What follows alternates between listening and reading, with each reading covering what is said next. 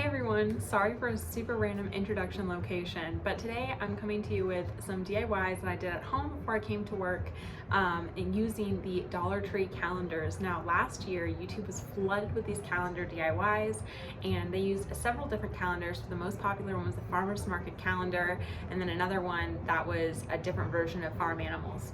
I did get the second one. I never got my hands on the first one, but this year they're coming out with some new farmers market calendars of a different artist, as well as the calendar I'm about to show you guys. So if calendar DIYs interest you, I guess stay tuned and let's see what we can make.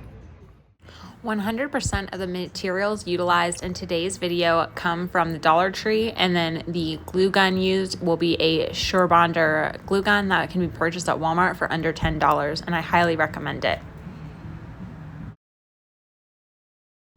So this year's first calendar that I've gotten is the God Bless This Farm, and it is a collection of oil style paintings of different farm animals and farm locations throughout the year.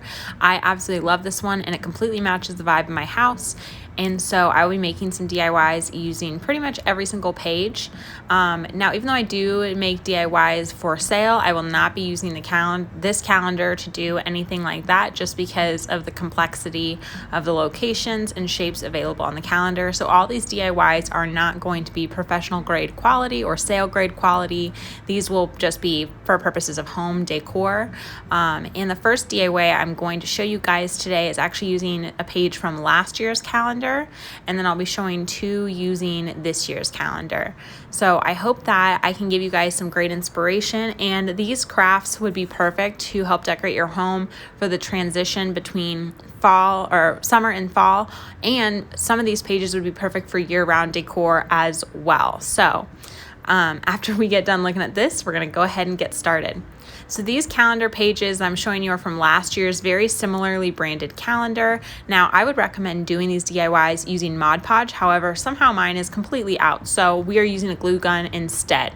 Now a glue gun will work, but I would say for storing these, they're probably going to get damaged. So if you're using a glue gun, expect this to be a one-season craft. Now the SureBonder is an extremely hot glue gun. It is a professional grade glue gun. I recommend being very, very careful. Do not let children use this glue gun. You're gonna see me burn myself numerous times. But to make these calendar pages fit, I've actually cut the page in half. So I'm duplicating the scene. So first up, I'm putting these rolled hay bales, which we live in haying country, so that totally matches our vibe here. And then I'm layering the donkey with the remaining hay bale on top of it. So it kind of has a 3D effect. Now, I know that might not be everyone's preference, but I actually think it turns out pretty cool. And we are going to hide away some of those lines. We're also going to line the gap at the bottom with a touch of burlap, and we're going to go with twine all the way around. Here, I'm just additionally gluing down the ears. Again, this would be much better if you did a layer of Mod Podge on top. However, I was out and I did not feel like DIYing any Mod Podge today. I'm using a pencil to help glue down these really skinny areas so I don't burn my fingers completely. And then I'm using the additional bits and scraping those off there. Now I'm gonna go ahead and glue my base and kind of make a U shape just to try to keep it as level as possible. And again, it's really hot, so I'm trying not to burn my fingers. I'm going to go ahead and glue my burlap to the bottom. Now, Dollar Tree does sell little rubber spatulas that you can use to help spread out your hot glue.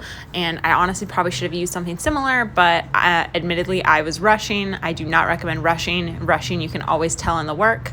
So even though this one does turn out cute from afar, I feel like if I had taken my time and used proper tools, this probably could have come out even cuter. Practice makes perfect though, right?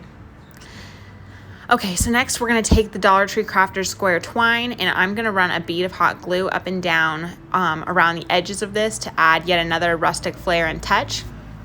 Now, coming from a hayfield perspective, I live in haying country. We have hayfields literally below my house.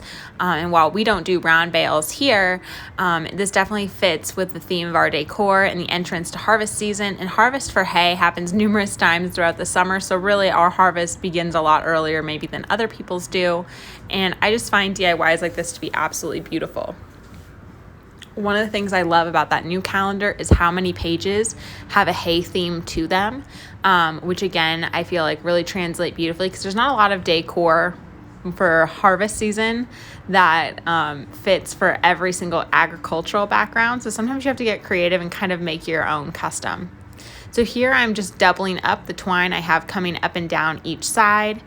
And as you can see, this part gets really, really tedious. So that's why I've cut so much of it out. Y'all did not need to watch me hot glue for 20 minutes. Because this twine is so skinny and narrow, I also could recommend using the nautical rope sold at Dollar Tree instead of the twine, but this is what I had on hand and I'm using what I have rather than just buying a ton of new supplies for every single project. And again, I'm just using this pencil to tap, tap, tap and help it adhere while it's drying, and then we're going to cut off the excess. Apparently I also picked the world's dullest scissors for this project. I have no idea what was happening. So next up, I'm going to trim up the edges of this burlap. Now, because this is a wired burlap ribbon, trimming up these edges is going to be a little bit of a challenge. So we're going to cut a bunch of that out too. And here is the nearly finished product. So I'm going to make a counterpart to this one using one of the pages from the new calendar. And as you can see, I have this time lapse, so it's going to move a lot faster. But I've taken a calendar page, I have cut it in half to duplicate my scene. And what's interesting is when I duplicated the scene, it actually made it look like instead of there being that road, like there was windrows for the field, which again, something very, very common here, and it added an element that kind of customized it to our way of life. And from a distance, you really could not tell the difference. I'm using another calendar page, and this one I'm deciding to put on the mason jar. I don't know if you guys have seen a lot of the harvest jars that they've put out in years past and this year, but this will fit in with my harvest jar collection already. And I'm putting a touch of burlap on the top. Again, I probably could have done this a lot neater, but I was rushing. It's not just time lapse. I was rushing because I had other things I needed to do. And we're gonna go ahead and just trim off this really hard to cut burlap ribbon.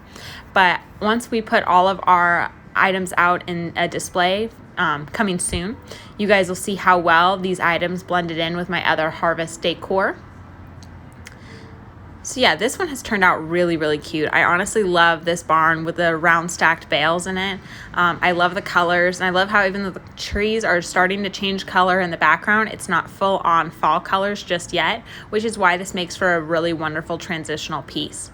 I've now taken some twine and I've made a simple twine bow. I do this by looping the twine around my hand a bunch of times, and then I pull my hand out, and then I take another piece of twine and I make a knot, like I tie it like just a simple string knot in the middle, and then I like to leave lots of tails and kind of let them curly cue all over the place.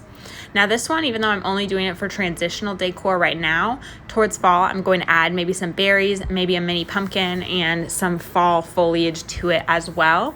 But for now I'm going to be styling it just with some sunflowers tucked on top of the jar. So here's the next challenging thing, is popping the little twine hanger back in. If you'd like to see all these items styled, stay tuned for a future video. Thanks for stopping by, and let's see what other calendar DIYs we can make.